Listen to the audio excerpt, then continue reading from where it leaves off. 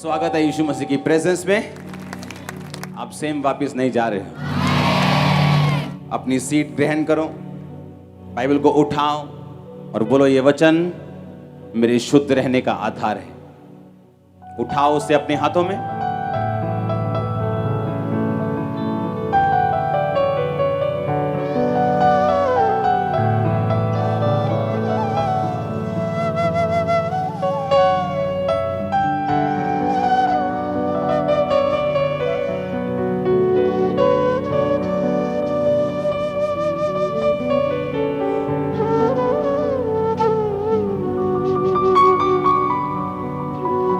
होंठों को खोलो कि परमेश्वर तेरा वचन आज मुझे समझ आए। ऊंची आवाज में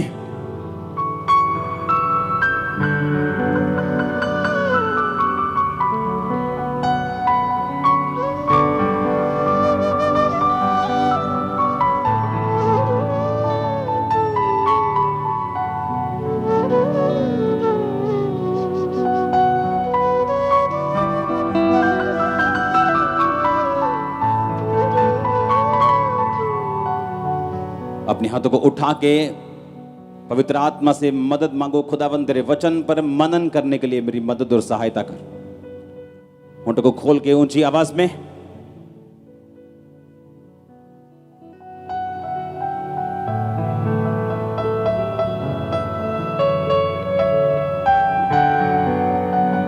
प्रभु यीशु मसीह के सामर्थी नाम में हम मांगते हैं। तारीफ कर दो खुदावंद के वर्ड के लिए जोर से। हालेलुया। आज स्टडी का हफ्ता है। आज आमेन। अपने पेन कॉपीज निकाल लो। अगले कुछ हफ्ते हम बाइबल स्टडी करेंगे और मेरा ये बिलीव है कि जब हम ये बाइबल स्टडी करेंगे, अगर आपने पूरा ध्यान दिया, ये वर्ड आपको कभी भी सेम नहीं रहने देगा। जो भी आपके साथ जुड़ा हुआ है, जो भी घराना, जो भी बिजनेस, जो फाइनेंस, जो लाइफ, आप सेम नहीं रहने वाले। आमीन। दूसरा शमूएल 7 उसकी 1 से लेकर 9 आयत हम पढ़ेंगे। दूसरा शमूएल 8 उसकी 1 से 13। दूसरा शमूएल 11 उसकी 1 से 3। और उसके बाद भी मैं आपको बाइबल के अलग अलग वचनों में आपको लेके जाऊंगा। उसके लिए मेरे पास बाइबल होना और आपके पास बाइबल होना जरूरी है।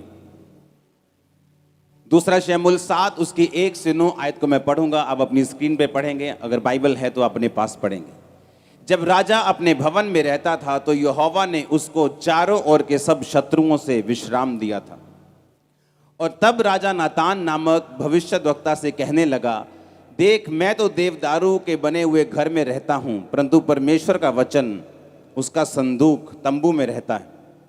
नातान ने राजा से कहा, जो कुछ तेरे मन में हो उसे कर, क्योंकि यहोवा तेरे संग है। उसी रात को यहोवा का ये वचन नातान के पास पहुंचा, जाकर मेरे दास दाऊद से कहे, यहोवा ये कहता है कि क्या तू मेरे लिए निवास घर बनाएगा? क्या मेरे लिए तू मेरे निवास के लिए घर भी बनाएगा?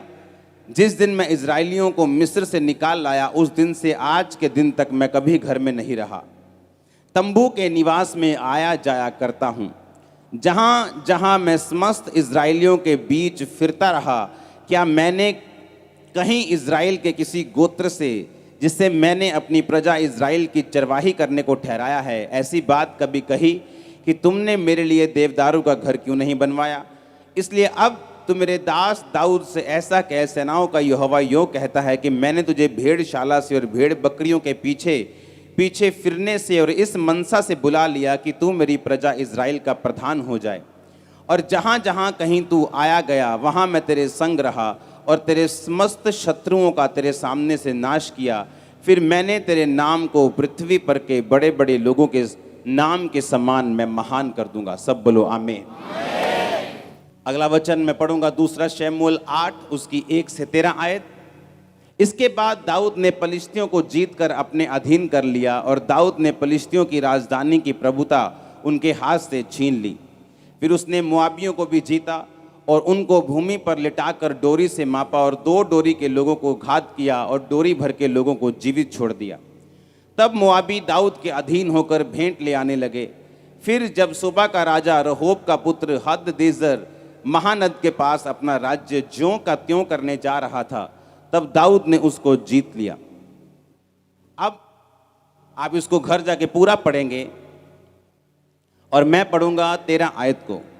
जब दाऊद लोन वाली तराई में 18,000 अरामियों को मार कर लौट आया, तब उसका नाम बड़ा हो गया। सब बोलो आमीन।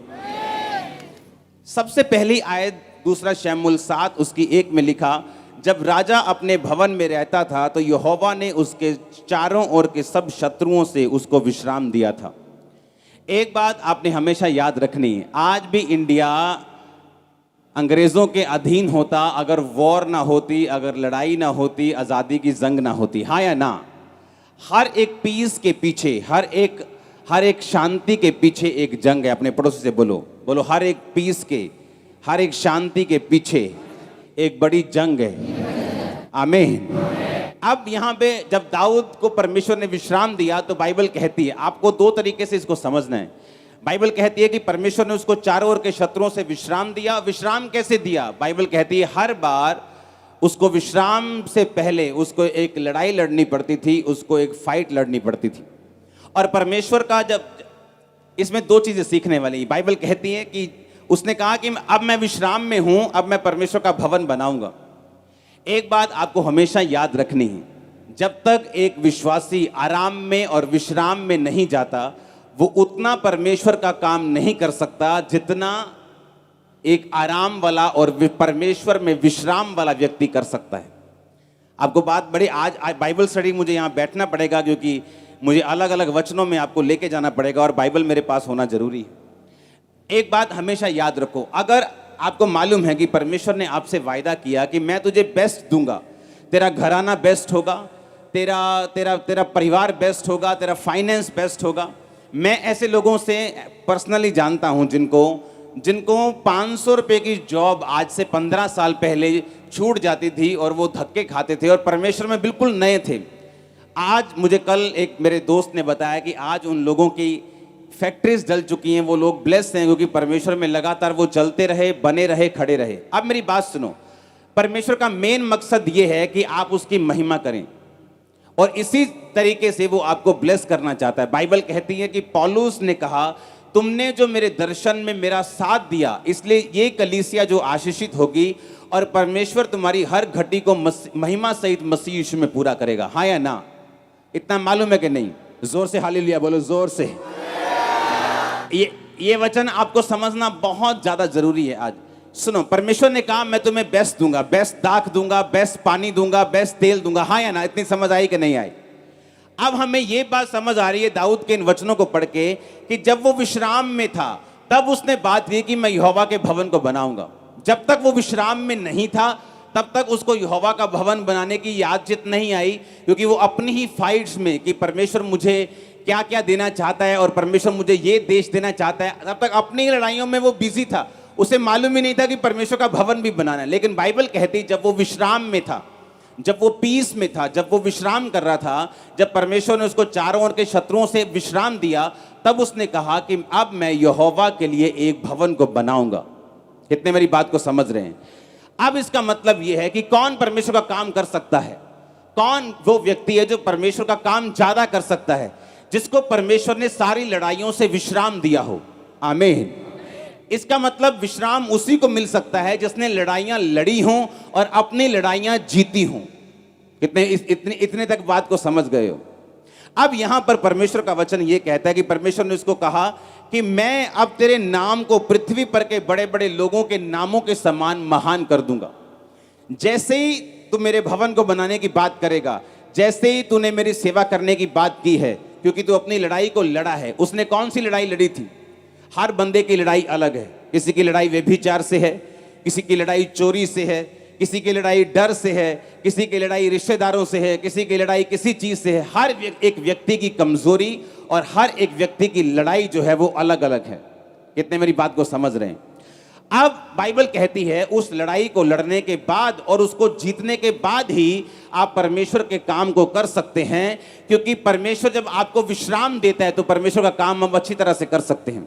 जब दाऊद को चारों ओर के शत्रुओं से विश्राम मिला तो बाइबल कहती है कि उसने कहा कि अब मैं यहोवा के भवन को बनाऊंगा। यहोवा तंबू के घर में रहता है, मैं देवदारू के घर में रहता हूं और मैं परमेश्वर के घर को बनाना चाहता हूं। जब परमेश्वर के सामने बात चली तो परमेश्वर ने कहा तू इस घर को नहीं बनाएगा, तेरा बेटा इस घर को बनाएगा, क्योंकि तेरे हाथों पे बहुत सारी लड़ाई है, इसलिए तेरा बेटा इस भवन को बनाएगा, लेकिन मैं तेरी गद्दी को बनाए रखूंगा और मैं तेरे नाम को बड़े बड़े लोगों के समान, इस पृथ्वी के बड़े बड़े लोगों के नाम के समान मैं महान कर दूंगा। मैं आपको यह वायदा करता हूं, अगर आप फाइट करते हैं, वो फाइट किससे है? अविश्वास से। वो फाइट किससे है? शैतान से। बाइबल कहती है दाऊद अरामियों से लड़ा, अम्मोनियों से लड़ा, हाँ, यबूस सबसे लड़ा और जीतता गया, और परमेश्वर जैसे वो जीतता गया उसको विश्राम देता गया। हमारी लड़ाई बाइबल कहती है कि मांस और लहू से नहीं है, हमारी लड़ाई जो है वो शैतान से है। आमीन। अपने पड़ोसी से पूछो तेरी लड़ाई क्या है, तेरी फाइट क्या है। आमीन। जब मैं मसीह में था, बीमारियां मेरी जिंदगी में थी, वो एक मेरी लड़ाई थी कि अब मैं बीमारियों को देखकर डॉक्टरों के पास चक्कर ही लगाता रहूं या मैं परमेश्वर पे भरोसा रखूं उन दुष्ट आत्माओं को लेकर, या मैं दूसरे बाबाओं के पास भी अब जाऊं या परमेश्वर में अड़ा और खड़ा रहूं। क्या परमेश्वर जब मुझे चंगा ना भी करे तो क्या अब मैं परमेश्वर के साथ खड़ा रहूंगा, अड़ा रहूंगा, उससे प्यार करूंगा और अपनी लड़ाई को लड़ूंगा। पौलुस कहता मैंने अच्छी कुश्ती लड़ ली है, मैंने विश्वास की अच्छी लड़ाई को लड़ लिया है। मैं परीक्षाओं में नहीं बहका, मैं जब विश्राम था तब नहीं बहका, मैं किसी तरह से नहीं बहका, मैंने विश्वास की अच्छी कुश्ती को लड़ा है। अब बाइबल के वचनों को आपको ध्यान से समझने की जरूरत है। आपका बेटा नशा करता है, घर का सिलेंडर तक बेच देता है, जब आप चर्च में आते हैं तो ये आपके लिए एक फाइट है कि इसके बावजूद भी क्या आप परमेश्वर में खड़े रहते हैं? क्या इसके बावजूद भी आप परमेश्वर का पर विश्वास आपका कम तो नहीं हुआ? क्या आपने चर्च आना तो नहीं छोड़ा? क्या आपने परमेश्वर के साथ प्रेम करना तो नहीं छोड़ा? क्या आपने बाइबल पढ़नी तो नहीं छोड़ी? क्या आपने वचन पढ़ना तो नहीं छोड़ा? क्या आपके रोजे कम तो नहीं हुए? क्या आपने टाइट देना बंद तो नहीं किया? ये एक लड़ाई है और हर एक बंदे की लड़ाई जो है वो अलग अलग है। और बाइबल ये बात बताती है कि जो व्यक्ति विश्राम में रहता है वो ज्यादा काम कर सकता है उस व्यक्ति से जो लड़ाई में रहते हैं।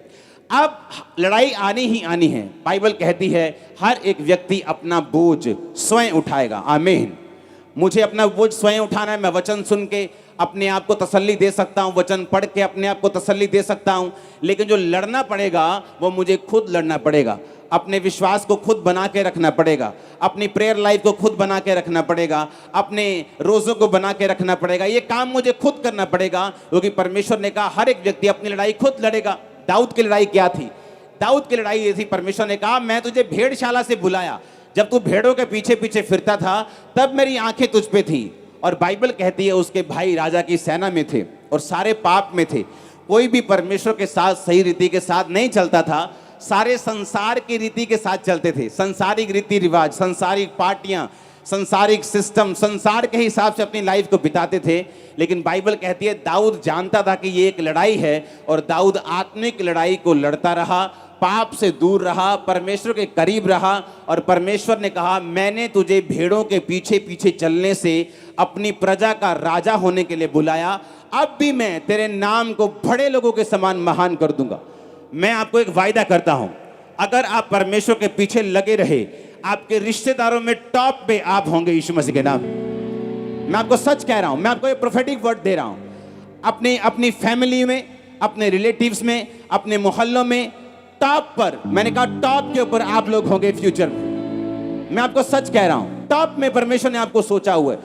अब दाऊद अगर ये बात सोचता कि मैं तो भेड़ बकरियों को चराता हूं, मुझे क्या फायदा हुआ, मैं तो परमेश्वर के साथ जंगलों में भी वफादार रहता हूं। आपकी लाइफ में भी जंगल का एक्सपीरियंस आ सकता है, जब आप अकेले हो जाते हैं परमेश्वर में, लोग आपको पूछते नहीं, रिश्तेदार नहीं पूछते, शैतान आपको तंग करता है, बीमारियां तंग करती हैं, परीक्षाएं तंग करती। बाइबल कहती है दाऊद उन दिनों में भी परमेश्वर के साथ वफादार रहा, क्योंकि हर एक लड़ाई के बाद एक शांति आपकी लाइफ में जरूर आती है। और जब वो शांति आती है आप उतना ही परमेश्वर का कार्य कर सकते हैं।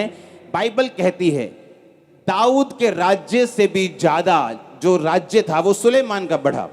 और अगर आप बाइबल को ध्यान से पढ़ें तो सुलेमान ने अपने पिता के आधी लड़ाइयां भी चौथा हिस्सा भी लड़ाइयां नहीं लड़ी थी, क्योंकि सारी लड़ाइयां दाऊद लड़ गया था। उसने विश्राम में प्रवेश किया और कुछ लड़ाइयां लड़ी और उसके बाद वो परमेश्वर का जितना काम वो कर सका उतना दाऊद नहीं कर सका। जितना भवन उसने बनाया वो दाऊद नहीं बना सका। और अब परमेश्वर आपको विश्राम देना चाहता है। बाइबल कहती है कि उसने आपको विश्राम में प्रवेश करने के लिए बोला है। एक विश्राम स्वर्ग वाला है, एक विश्राम नीचे वाला है।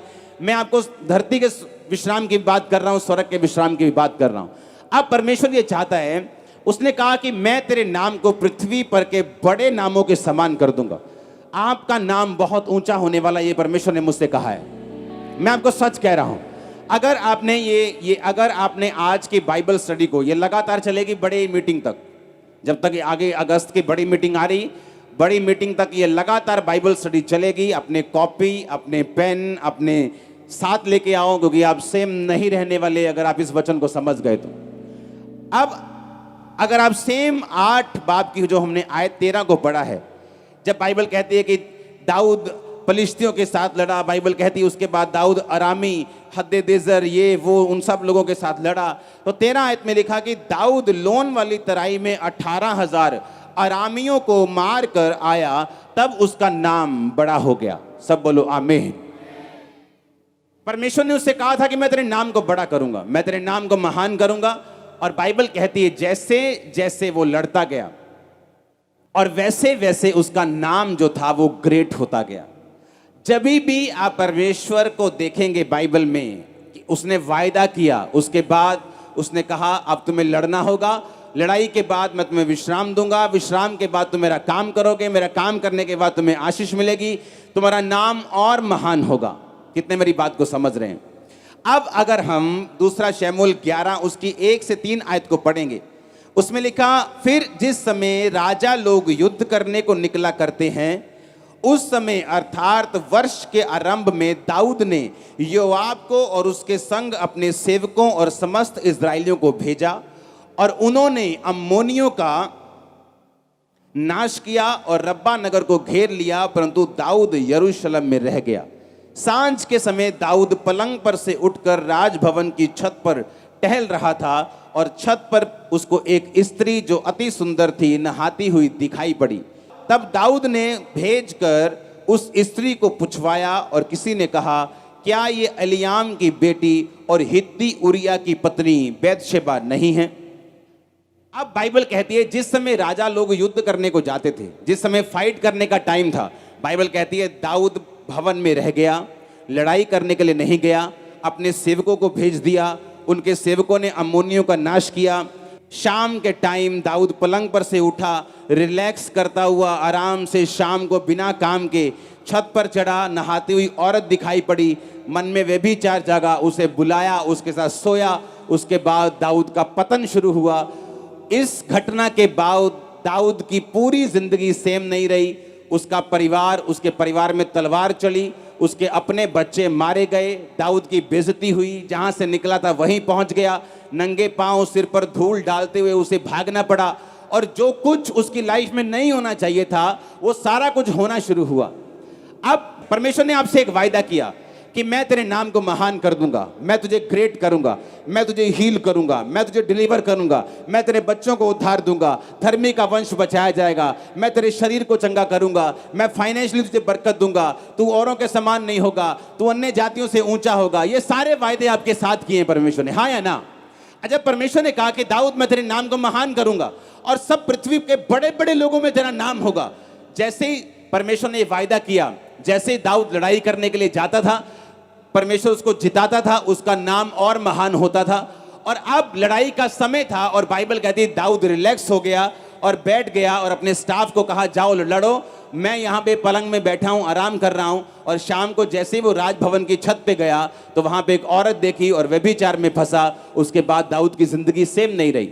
हम पूरी बाइबल में क्या देखते हैं कि परमेश्वर ने आपके साथ एक वायदा किया है कि मैं तेरे बच्चों को बचाऊंगा, तेरी फैमिली बचाई जाएगी, तू बच, तेरा घराना बचाया जाएगा, तेरा हस्बैंड बचाया जाएगा, तेरे नशे वाले बच्चे बचाए जाएंगे। लेकिन इन सब वायदों के साथ परमेश्वर की एक इंस्ट्रक्शन जुड़ी है जो परमेश्वर ने दाऊद को दी थी कि जब जब तू लड़ेगा मैं तेरे नाम को क्या करता जाऊंगा, महान करता जाऊंगा। अब लड़ने का समय था। हालेलुया। संडे किसका टाइम है? बोलो लड़ने का। लेकिन हम कहाँ हैं? हम पार्टी अटेंड करने के लिए गए हैं। हमारा दोस्त आ गया अमेरिका से, हम उसके साथ बिजी हैं। अपने पड़ोसी से पूछो तेरी लड़ाई क्या है? क्या वो बीमारी है? क्या वो गरीबी है? क्या वो कलेश है? अपने पड़ोसी को जोर से बोलो जीत जा, क्योंकि परमेश्वर तेरे साथ है। बोलो पड़ोसी को, बोलो जीत जा, क्योंकि वो तेरे नाम को बड़ा करना चाहता है। आप मसा किए जाते हैं बड़े नाम के साथ। आज अभी आमीन ऊंचा वाला चाहिए चर्च, आमीन ऊंचा वाला चाहिए। आप मेरी बात समझ रहे कि नहीं? उसने कहा मैं तेरे नाम को बड़े लोगों के नाम के समान कर दूंगा। तेरे रिश्तेदार तेरा नाम लेंगे कि वो देखो क्या कहां पहुंच गया। तेरे लोग तेरा नाम लेंगे, तेरा परिवार तेरा नाम लेगा, तेरे रिश्तेदार तेरा नाम लेंगे। ऐसा होगा। मैं आपको प्रोफेटिक वर्ड दे रहा हूं। मैंने कहा मैं आपको प्रोफेटिक वर्ड दे रहा हूं, ऐसा होगा यीशु मसीह के नाम में। आप मेरी बात समझ रहे कि नहीं? पर बाइबल कहती है उसके आगे जो परमेश्वर ने कहा था उसके आगे काम पड़े थे। वो काम क्या था? लड़ाइयां। और हमारी लड़ाई अब अरामियों के साथ नहीं, हमारी लड़ाई यबूसियों के साथ नहीं, हमारी लड़ाई कनानियों के साथ नहीं, हमारी लड़ाई किसके साथ है? शैतान के साथ। किसके साथ है? हमारी लड़ाई हमारे ही शरीर के साथ है, हमारी लड़ाई हमारे पापों के साथ है, हमारी लड़ाई हमारी अपनी अभिलाषाओं के साथ है। और बाइबल कहती है जब तक आप फाइट नहीं करते आप विश्राम में नहीं प्रवेश करते। आमीन। अपने पड़ोसी को बोलो विश्राम में प्रवेश करना है, नाम बड़ा करना है, तुझे लड़ना पड़ेगा और जीतना पड़ेगा। आज से लड़। मारो प्रोफेसी अपने पड़ोसी को बोलो आज से तू लड़ और जीत। आमीन ऊंचा। ये बरकत तुम्हारी चर्च। Hallelujah, hallelujah. बाइबल कहती है दाऊद रिलैक्स करने लग गया। जब कहीं पहुंच गया तो रिलैक्स करने लगा और फाइट करनी छोड़ दी। और शैतान ने इस चीज का फायदा उठाया, औरत के साथ व्यभिचार किया। उसके बाद पूरा परिवार, अगर आप दाऊद का परिवार देखेंगे, कभी भी सेम नहीं रहा। उसके परिवार में फाइट चली, उसके परिवार में मौतें आई, क्योंकि जो कुछ उसने बोया वो कुछ उसने काटा। अपने पड़ोसी को बोलो लड़ना है और जीतना है। तेरी लड़ाई शैतान के साथ है, तेरी लड़ाई शैतान के साथ है। बोलो अभिलाषाओं के साथ है, पाप के साथ है।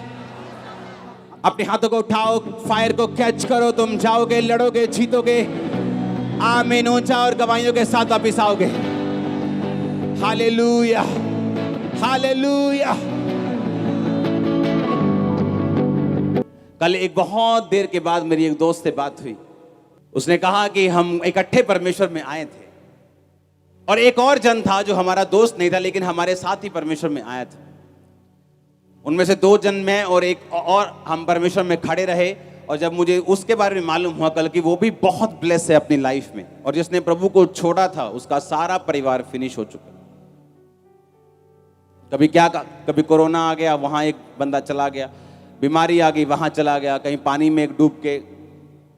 ये परमेश्वर की मर्जी नहीं, लेकिन हमने फाइट नहीं की और शैतान ने इस चीज का क्या उठाया? फायदा उठाया। उसने हमें डरा दिया कि हम फाइट ना करें, कि तेरा अगर तू चर्च जाएगी तेरा बच्चा और तुझे तंग करेगा, वो ज्यादा नशे करेगा, तेरा पति तुझे और मारेगा, तेरे घर में और कलेश होगा। अच्छा, चर्च जाने की जरूरत नहीं। आज उस सांप को नहीं मारा जो छोटा सा सपोल है, कल वो अजगर बन जाएगा और तुम्हें निकल जाएगा। अब परमेश्वर ने कुछ नहीं करना, अब आपने करना है। बोलो पड़ोसी को, बोलो तुमने करना है। वो कर चुका। आमीन। परमेश्वर कर चुका। वो क्रूस पे मारा जा चुका, गाड़ा जा चुका, वो जी उठा। अब उसने कहा कि तुम लड़ोगे मैं तुम्हारे साथ हूंगा, तुम लड़ोगे मैं तुम्हारे नाम को महान कर दूंगा, तुम लड़ोगे अपनी अभिलाषाओं से, अपने पाप से, तुम शैतान से, तुम परमेश्वर के लिए खड़े रहोगे, मैं तुम्हारे नाम को बढ़ाता रहूंगा, तुम्हारे नाम को महान करता रहूंगा, तुम्हारे बच्चों को महान करता रहूंगा। ये परमेश्वर का प्लान है आपकी लाइफ में। आमीन। अब दाऊद रिलैक्स करने लगा, पलंग पर सो गया, उठा, शाम को टहलने लगा, नंगी औरत देखी, बुलाया, व्यभिचार किया। उसके बाद पूरा परिवार, दाऊद के अपने बच्चे मारे गए, पूरा परिवार बिखरा, पूरा परिवार खत्म हो गया। सारी उम्र तक उसने उसका फल भोगा। परमेश्वर ने जो उसको बोला था कि तू यहां इसलिए है क्योंकि तू मेरे वायदों को, मेरी वाचाओं को पूरा करता आया है। इसलिए मैंने जो भेड़ों के पीछे पीछे एक छोटी जगह से अपने पास बुला लिया, अब मैं तेरे नाम को पृथ्वी के बड़े बड़े लोगों के नामों के समान महान करूंगा। ये परमेश्वर का प्लान, आपको मालूम, ये परमेश्वर आपसे बात कर रहा है आज।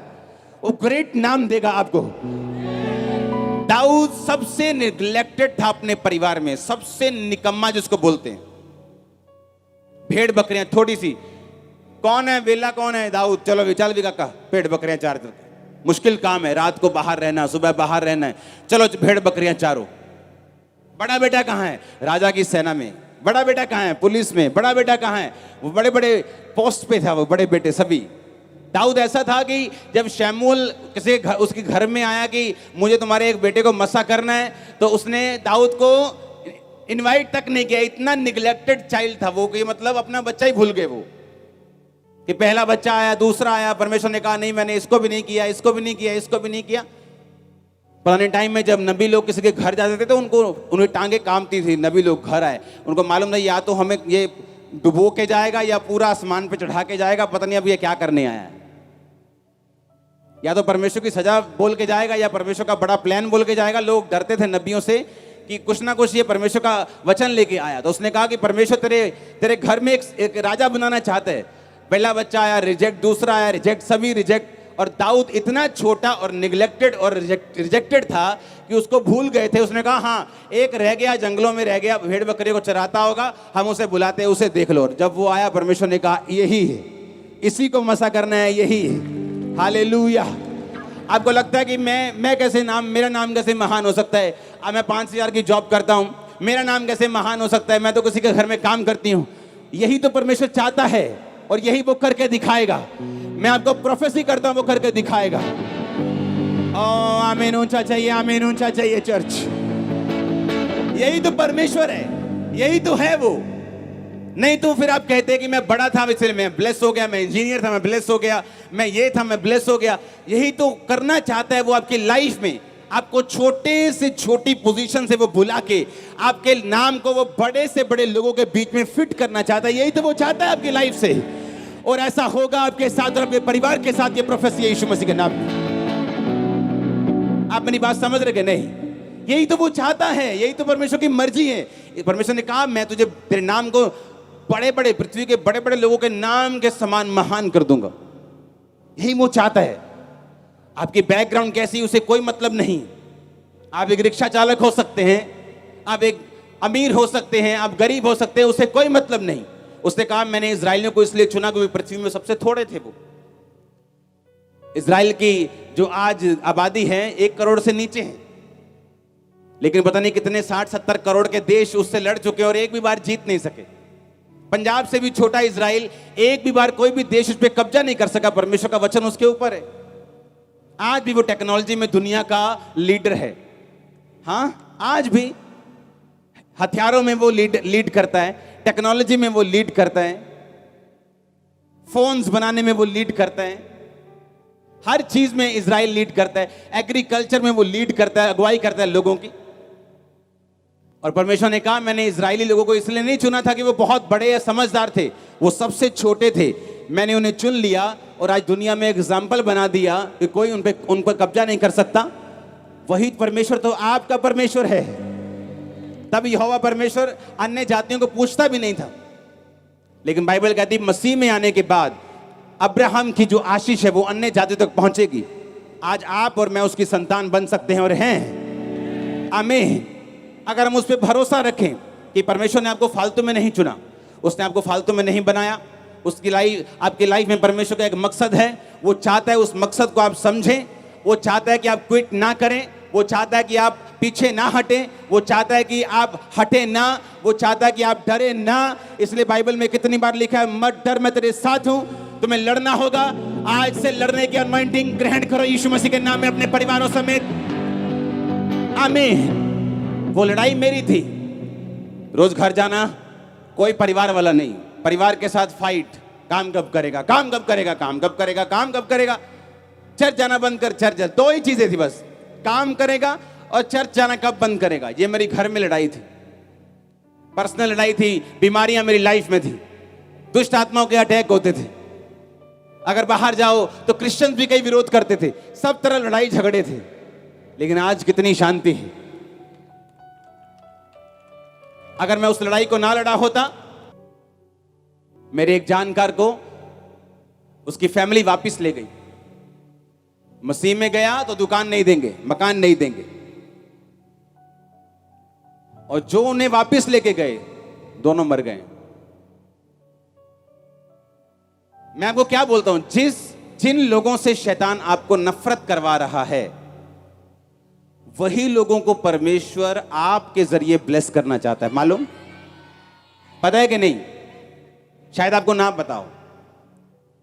जो लोग आपका विरोध कर रहे हैं, उन्हीं लोगों को परमेश्वर आपके जरिए ब्लेस करना चाहते हैं। पता है कि नहीं? 2009 में 50 लोग आते थे चर्च में। बस समझ लो कि ये 2 लाइनें चर्च थी। हाँ, तो उनको प्रचार में ऐसे ही करता था, बिना रुके। ये नहीं 50 है तो ठंडे ठंडे, लाखों बैठे हैं तो गरम गरम, ऐसा नहीं था। इसी जोश से होता था। उनको प्रचार कर रहा था मैं, और शाम को मेरे गोडाउन पे जो लाखों का सामान था, सैनिटरी का, टाइल्स का, लोगों ने आग लगा दी।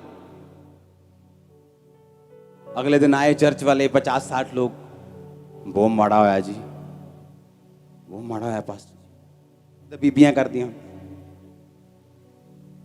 मैंने कहा तुम वचन पढ़ते हो क्या? उसने कहा हाँ। मैं क्या लिखा वचन में? लिखा कि सब बातें मिलकर भलाई को पैदा करती हैं, जो मसीह यीशु से प्रेम करते। अब इसमें भी भलाई क्या हो सकती है? वो शायद मेरी परीक्षा थी कि मैं क्या बोलता हूं। अभी ये सेवकाई जस्ट स्टार्ट हुई है और आग लग गई, और फायर ब्रिगेड को फोन कर, दंगे हुए थे तब शहर में, कोई संत मर गया था कहीं बाहर, वियना ऑस्ट्रिया में, कोई गोली मार दी थी, और यहाँ पे लोगों ने पूरे आग लगा दी थी सब जलंधर में। तो उसमें हमारा गोडाउन भी था। और जब वो गोडाउन जला तो अब शैतान ने मुझे बोला कि अब क्या करेगा तू, अब प्रीच कर, तो यही बिजनेस की तो बड़ी गवाहियां देते हैं, प्रभु ने ब्लेस किया, मुझे ब्लेस किया, अब तेरा बिजनेस भी चला दिया, ले अब गवाही दे तू। अब मुझे या तो लड़ना है या पीछे हट जाना है। तब मैंने लड़ने का फैसला किया। मैंने कहा नहीं, मैं फाइट करूंगा, सब बातें मिलकर भलाई को पैदा करती है। वचन मेरा हथियार होगा, ये मेरी लड़ाई का तलवार होगी। इस तलवार से मैं लड़ूंगा शैतान के साथ कि सब बातें मिलकर भलाई को पैदा करती। तब क्या हुआ, वो चर्च जो 50 से शुरू हुई थी, उसी साल 500 से ज्यादा क्रॉस कर गई थी। वो जो अप्रैल में स्टार्ट हुई थी, क्रिसमस 500 लोगों में थे हम, और ऑलमोस्ट जलंधर के सब पास्टर से मैं क्रॉस कर गया था सिर्फ उसी साल में। और खड़ा रहा और अड़ा रहा। और जिन लोगों ने मेरा गोडाउन जलाया, वो लोग मुझे मालूम थे। अब मैं केस कर सकता था उन पे, उनको फंसाता, लेकिन जिस जाति ने मेरा गोडाउन जलाया 2009 में, शायद 9 में, 8 में, और मैंने उनको कुछ नहीं कहा और माफ कर दिया, उसी जाति से परमेश्वर ने मेरी वाइफ मुझे दी है। तो जिस जाति ने शैतान ने जिसको यूज किया मेरा नुकसान करने के लिए, जब मैं प्रभु में खड़ा रहा, मेरी लाइफ की बिगेस्ट ब्लेसिंग भी उसी से आई है। क्या बोलता हूं मैं? फाइट करो। आप समझ रहे कि नहीं? आप समझ रहे कि नहीं? शैतान दिखाना चाहता है कि जो प्रभु कर रहा है वो सही नहीं, जो परमेश्वर कर रहा है वो सेंसलेस है, जो परमेश्वर कर रहा है वो सही नहीं। आपकी लाइफ में ऐसा टाइम आएगा जब साइलेंट टाइम होगा, आपको लगेगा कि कहां काम हो रहा है परमेश्वर का। मैं इतनी प्रेयर कर रहा हूं, मैं टाइट दे रहा हूं, मैं प्रार्थना कर रहा हूं, बाइबल पढ़ रहा हूं, मेरे बच्चे को चर्च लेके जाता हूं, कहां काम हो रहा है? ये मेरी लाइफ में हो चुका है 8 साल, 9 साल, 10 साल। लेकिन साथ साथ परमेश्वर मुझे निशानियां देता, साइंस देता था, मैं तेरे साथ हूं। ब्लेसिंग्स अलग अलग तरह की मिलती थी, और मुझे मालूम था कि परमेश्वर मेरे साथ है। मुझे गिरने नहीं देता था, संभाल के रखता था। मुझे मालूम था निशानियां मिल रही हैं, परमेश्वर मेरे साथ है। बहुत सारी चीजों के साथ मुझे मालूम होता है परमेश्वर मेरे साथ है। जो मैं मांग रहा हूं शायद अभी मुझे मिल नहीं रहा, लेकिन वो मिलेगा एक दिन। मैं फाइट करता रहूंगा, लड़ता रहूंगा। मसीह में की गई मेहनत कभी व्यर्थ नहीं जाती। आमीन। आप समझ रहे बात को कि नहीं? आपकी फाइट अलग है, मेरी अलग है, आपकी अलग है, साथ की अलग है, इसकी अलग है, इसके इनकी अलग है, सबकी अलग अलग फाइट है। आपको अपनी फाइट खुद लड़नी है। उसके आगे एक ग्लोरियस इनाम आपके लिए रखा हुआ है, ग्लोरियस नाम आपके लिए रखा हुआ है, ग्लोरियस परिवार आपके लिए रखा हुआ है। आमीन हो चाहिए बरकत आपकी चर्च। इसलिए परमेश्वर ने कहा अपना पलटा खुद मत लो, मुझे मौका दो, मैं दूंगा तुम्हें पलटा और मजेदार पलटा दूंगा। हाँ हाँ या ना? यही तो परमेश्वर चाहता है आपकी लाइफ से। उसका प्लान सिर्फ दाऊद के लिए नहीं था कि मैं तेरे नाम को बड़े लोगों के समान महान कर दूंगा। उसका प्लान आपके लिए है, आप लोगों के लिए है। मैंने कहा वो आप लोगों के लिए है, आपके बच्चों के लिए है, आपके परिवार के लिए है। आमीन हो चाहिए बरकत आपकी चर्च। Hallelujah hallelujah. यही परमेश्वर चाहता है, ये उसका प्लान है आप लोगों की लाइफ के लिए। आपको उसे समझना है, उसे ग्रहण करना है, उसके अनुसार लड़ना है, उसी के अनुसार अपनी जिंदगी को बिताना है। इंसानों की शक्ल नहीं देखनी, लोग क्या कहते हैं, प्रेशर क्या कहते हैं, हवा किस ओर है, रुख किस ओर है। कुछ क्रिश्चियंस होते हैं जो हवा के रुख के हिसाब से चलते हैं। ज्यादा गैदरिंग है क्रिश्चियंस की तो क्रिश्चियंस की तरफ हो गए, ज्यादा विरोध हो गया तो दूसरों की तरफ हो गए। ऐसा नहीं करना है। आप अकेले भीड़ बन जाते हो। अगर आप परमेश्वर के साथ हो तो कुछ देर आप अकेले रहोगे, बाद में भीड़ बन जाओगे। लेकिन अगर भीड़ का साथ दोगे, एक दिन भीड़ एक एक करके मर जाएगी और आप अकेले रह जाएंगे। और आपको दुख होगा कि काश मैं परमेश्वर के साथ खड़ा रहा होता तो आज इन लोगों के साथ मैं होता, अपने परिवार के साथ होता, लव्ड वंस के साथ होता। हालेलुया। जो लोग आपका विरोध कर रहे हैं उन्हीं को परमेश्वर ब्लेस करेगा। जो परिवार, जो हस्बैंड, जो वाइफ आपका विरोध कर रही है, वही उसी को परमेश्वर ब्लेस करना चाहता है। इसीलिए शैतान उसी को यूज कर रहा है कि वो आपके खिलाफ बोले, परमेश्वर के खिलाफ जाए और आप रुक जाएं और आप थक जाएं और आप क्विट कर दें। विनर्स कभी क्विट नहीं करते और जो क्विट करने वाले कभी विनर्स नहीं बनते। आमीन। जो दौड़ है ना वो तेज वालों के लिए नहीं है जो तेज भाग सकते हैं। दौड़ उनके लिए है जो कभी क्विट नहीं करते, जो खड़े रहते हैं, अड़े रहते हैं, ना समझ आने के बावजूद भी। और आप जीत जाएंगे यीशु मसीह के नाम में। आप पहली जीत चुके, दूसरी, तब तीसरी भी जीत जाएंगे, आप चौथी भी जीत जाएंगे। आमीन हो चाहिए बरकत तुम्हारी ये चर्च। मैंने कहा पहली लड़ाई जीत चुके, दूसरी जीत चुके, तीसरी भी जीत जाएंगे, आप चौथी लड़ाई भी जीत जाएंगे। ओ आमीन हो चाहिए। एंजल्स आपको टच कर रहे राइट नाउ। मैंने कहा एंजल्स आपको छू रहे राइट नाउ। Hallelujah hallelujah. ये परमेश्वर का प्लान आप लोगों के लिए। आमीन। ये उसकी योजना है आप लोगों के लिए, आपके परिवार के लिए, आपके बच्चों के लिए। क्या वफादार रहने के लिए आप तैयार हैं परमेश्वर से? तैयार है उसके साथ फेथफुल रहने के लिए? क्या आपकी प्रोफेशनल लाइफ और क्रिश्चियन लाइफ अलग अलग तो नहीं है? हालेलुया। कि मेरी बिजनेस लाइफ जो है वो अलग है और मेरी क्रिश्चियन लाइफ जो है वो अलग है, ऐसा तो नहीं है ना। एक ही लाइफ है, आप एक ही हैं, परमेश्वर भी एक ही है, आत्मा भी एक ही है, बपतिस्मा भी एक ही है, लाइफ भी एक ही है, फेस भी एक है, पति एक है, पिता एक है, लाइफ भी एक है। कोई अलग अलग लाइफ नहीं, कोई रियल लाइफ नहीं, कोई रियल लाइफ नहीं, सब एक लाइफ है। आमीन। एक ही लाइफ है। जो आप बोलते हो उसका असर आप पे होता है, जो अंगीकार करते हो उसका असर आप पे होता है। रोज सुबह उठ के अंगीकार को, चाहे मैं कह रहा हूं मर रहे हो, अंगीकार करो मेरे लिए परमेश्वर का प्लान बड़ा है। देखो कैसे शैतान भागता है। मेरे लिए, मेरे परिवार के लिए परमेश्वर का प्लान बड़ा है। मेरी सेहत के लिए उसका प्लान बड़ा है। उसके कोड़े खाने से मैं चंगी हो चुकी हूं।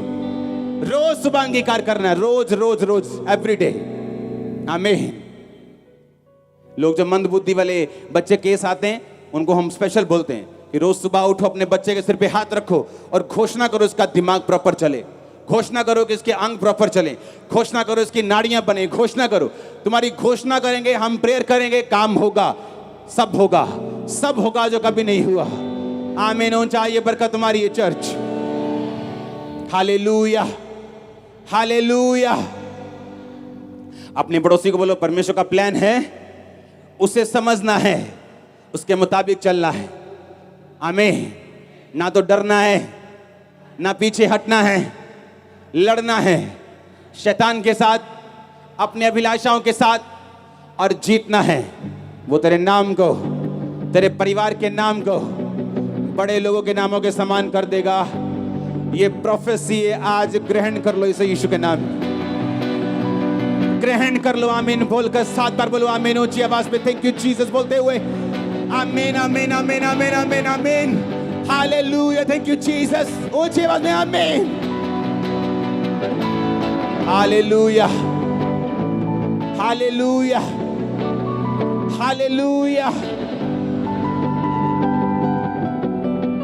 आमीन। आप परमेश्वर को महसूस नहीं कर सकते, मालूम है कि नहीं? अब जो यहां से जाएंगे आप उसको महसूस नहीं कर सकते। लोग धोखा खाते जब वो परमेश्वर को महसूस करने की कोशिश करते हैं कि मुझे फील हो रहा है परमेश्वर मेरे साथ है, मुझे फील हो रहा है कि मेरी प्रार्थनाएं सुनी जा रही, मुझे तो दर्शन नहीं आते, मुझे तो सपना नहीं आता, मुझे तो कुछ महसूस नहीं होता। आप जब सुबह उठते हैं कि आप फील करते हैं आपके पांव आपके साथ हैं, फिर ही चलते हैं, फील हो रहे हैं पैर, चलो अब चलते हैं। नहीं ना, आप सुबह उठते हैं, आप जस्ट बेड से उठ जाते हैं। ऐसे है कि नहीं है? आप फील तो नहीं करते मेरे हाथ मेरे साथ हैं। हर बार खाना खाने से पहले फील करते हैं हाथ साथ ही है ना, चलो अब खाना खाते हैं। परमेश्वर को आप फील नहीं कर सकते, उसकी पावर को फील कर सकते हैं। पता है कि नहीं?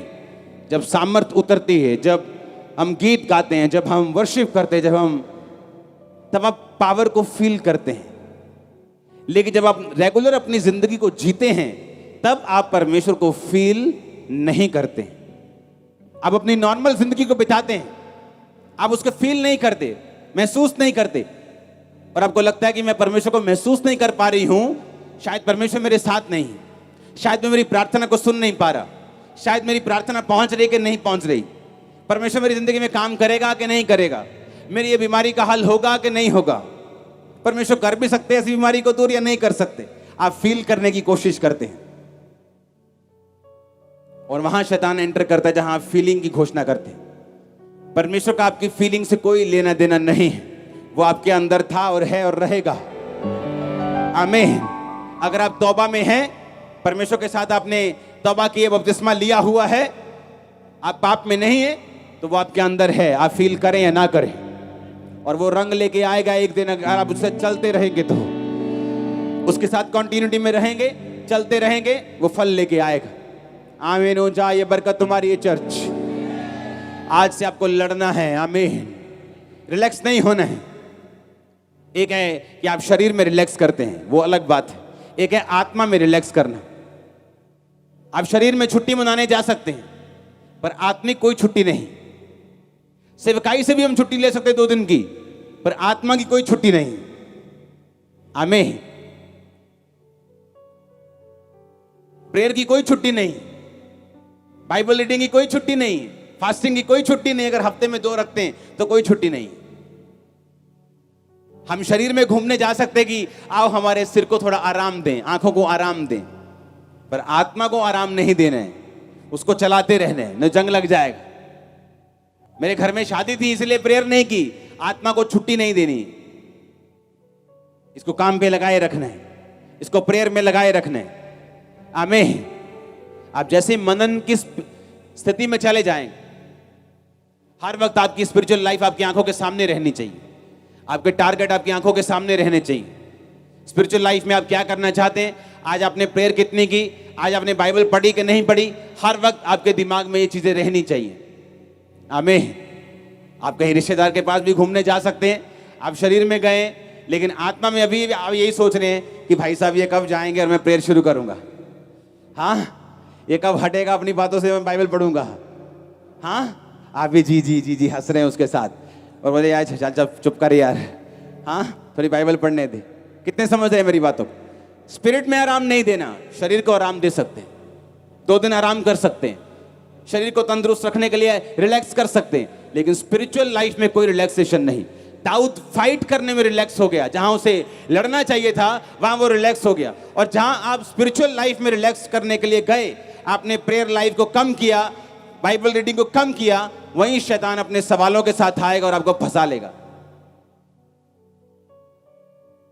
फिर वहां से डाउनफॉल शुरू होता है लोगों का। वो दाऊद था तब भी डाउनफॉल आया। परमेश्वर शक्लें नहीं देखता, पोस्ट नहीं देखता, हैसियत नहीं देखता, आत्मिक तुम बड़े हो के छोटे हो नहीं देखता। वचन टूटेगा, डाउनफॉल आएगा, वचन पे खड़े रहेंगे, नाम बड़ा होगा, आपका नाम बड़ा होगा, ये श्योर है, मैं देख रहा हूं। मैंने कहा आपका नाम बड़ा होगा, ये श्योर है, मैं देख रहा हूं। Hallelujah, hallelujah. आप तैयार हैं क्या? आप तैयार हैं क्या? आपको अपनी लाइफ की ऐसी सिचुएशन आएगी जहां पर आपको फैसला लेना होगा कि क्या अब भी मैं परमेश्वर के साथ चलने के लिए तैयार हूं? क्या अब भी परमेश्वर के साथ खड़ा रहने के लिए, खड़ी रहने के लिए तैयार हूं? क्या इतने कलेश के बावजूद भी मैं परमेश्वर के साथ चलने के लिए तैयार हूं? क्या इतनी बीमारियों के बावजूद भी मैं परमेश्वर के साथ चलने के लिए तैयार हूं? आपको फैसला लेना होगा, ये आपकी फाइट होगी। और जब फाइट कर लेंगे, मैं आपको बता रहा हूं, जो लाइफ आपको मिलेगी, कोई संसारिक मेहनत, संसारिक पैसा, संसारिक पोस्ट उसको उसके बराबर क्या, उसके 10% तक भी नहीं पहुंच सकती जो परमेश्वर फिर आपको देगा। वो स्थिरता, वो लाइफ, वो घर जो चट्टान पे बना होगा, वो आप लोगों का होगा। ओ आमीन। अब मेरे को पेट से चाहिए, गले से भी चाहिए। Hallelujah, hallelujah. लोगों का घर देखते हैं आप, बाइबल कहती वो रेत पे बना हूं। इसलिए जब आप उनको 2 साल बाद ही कॉल करेंगे तो उनकी जिंदगी ऐसे हो जाती जैसे कोई बड़ी सुनामी आ गई हो, सब कुछ बिखरा हुआ, इधर का उधर, उधर का पीछे, आगे का ऊपर नीचे। ये क्या हो गया तेरी लाइफ में? क्योंकि परमेश्वर नहीं। क्या करें यार, अकेले हैं, लाइफ अकेले भाग रहे हैं, इसलिए थक चुके हो। यीशु को लेको भागो साथ, देखो फिर क्या होता है। अगर परमेश्वर आपके साथ है और आप अकेले रह जाएं, 1,00,000 बार रोज थैंक्स करना परमेश्वर का रोज। पता है क्यों? जल्दी आप बड़ी भीड़ बनने वाले हैं। मैं आपको सच कह रहा हूं, जो लोग आपको मिलेंगे प्रभु में आने के बाद, सब नहीं, लेकिन परमेश्वर आपको छांटी करके देगा। डिवाइन हेल्पर्स, जेन्युइन लोग, जेन्युइन लोग। अगर आप परमेश्वर के साथ जेन्युइन हैं, जेन्युइन लोग आपकी लाइफ में एंट्री मारेंगे। ओ आमीन, ऊंचा। मैं आपको सच कह रहा हूं, यही तो परमेश्वर। आप लड़ाई कैसे जीतेंगे? ऐसे जीतेंगे। परमेश्वर बहुत सारी चीजें आपके साथ फिर करना शुरू करता है, आपके लाइफ में, आपके स्टडी में, आपके कैरियर में, आपके फाइनेंस में, आपके परिवार में। जब आप परमेश्वर फाइट करना, आप प्रभु के साथ जब उसके साथ रहकर शैतान से फाइट करना शुरू करते हैं, वो आपकी लाइफ में चेंजिंग शुरू करता है, बदलाव होने शुरू होते हैं, माहौल चेंज होना शुरू होता है। वो स्लोली हो सकता है, क्योंकि जो चट्टान पर घर बनता है वो आराम से बनता है। जब मैंने प्रभु को नहीं छोड़ा और मेरे कुछ मित्रों ने प्रभु को छोड़ दिया, फिर उनको दुकान मिल गई, फिर उनकी शादी हो गई, ऐसे लग रहा था कि ये ज्यादा अच्छे हैं, हम ऐसे ही घूम रहे हैं, अभी भी लड़ाइयाँ कर रहे हैं, अभी भी घर से लड़ाई, बाहर से लड़ाई, अंदर से लड़ाई, शैतान से लड़ाई, दिमाग से लड़ाई, फोन से लड़ाई, फेसबुक से लड़ाई, क्या सारा दिन लड़ाई। ये तो अच्छे हैं, शादी हो गई, दुकान मिल गई। लेकिन कुछ साल बीतने के बाद यीशु मसीह ने कहा, जो तू मेरे लिए छोड़ देगा मैं तुझे वो दे दूंगा, जो तुम मुझे छोड़कर ग्रहण कर लेगा वो तुझे छोड़कर चला जाएगा। एक एक वचन सत्य है परमेश्वर। आज जब उन लोगों से बात होती तो जिस चीज के लिए उन्होंने प्रभु को छोड़ दिया वो सारी चीजें खत्म हो गई, परिवार तक खत्म हो गए जवानी में। यानी कि बाप बहुत बूढ़ा था कि चला गया। ये परमेश्वर का प्लान नहीं आपको शॉर्ट लाइफ देना, लेकिन आपको लड़ना होगा, हमें फाइट करनी होगी। और आपकी फाइट अलग है। अगर आप अपनी फाइट को दूसरे की फाइट के साथ कंपेयर करेंगे, एक दूसरे के साथ अपने आप को मिलाएंगे कि उसकी लाइफ में ऐसा है, मेरी लाइफ में ऐसा क्यों नहीं, तो शैतान आपको धोखा देगा। क्योंकि हर एक व्यक्ति की लड़ाई अलग है, हर एक व्यक्ति की ब्लेसिंग अलग है, हर एक व्यक्ति की सोच अलग है, उसकी बुलाहट अलग है। वचन पे चलना है, फीलिंग पे नहीं। आज क्या फील हो रहा है कोई मतलब नहीं। आज अच्छा फील हो रहा है कि प्रभु आज कुछ करेगा, फील हो रहा है, चलो चर्च चलते हैं। कल को अगर फील ना हुआ तो क्या करोगे? हमें वचन पे चलना है, जो वचन लिखा हुआ है उस पे चलना है। अपनी फीलिंग को नहीं देखना, वर्ड को देखना है। शैतान आपको कभी धोखा नहीं देने पाएगा। आप ब्लेस हैं आज। ये वचन, ये बाइबल स्टडी कंटिन्यू में जारी रखूंगा। आप इसको नोट करेंगे, ये वर्ड्स मैं पूरे नहीं पढ़ूंगा, आप घर जाकर इन पर स्टडी करेंगे, इनको सोचेंगे, इन पर मनन करेंगे और गवाहियों के साथ वापस आएंगे। अपने हाथों को उठाओ। Thank you Jesus. ऊंची आवाज में हालेलुया हालेलुया बोलते हुए हमारे YouTube चैनल को सब्सक्राइब करें ताकि आप परमेश्वर के गहरे वेदों को जान सकें कि कैसे आप परमेश्वर में बढ़ सकते हैं, कैसे आप दुष्ट आत्माओं से, नशों से, बीमारियों से और वंशों के श्रापों से आज़ाद हो सकते हैं।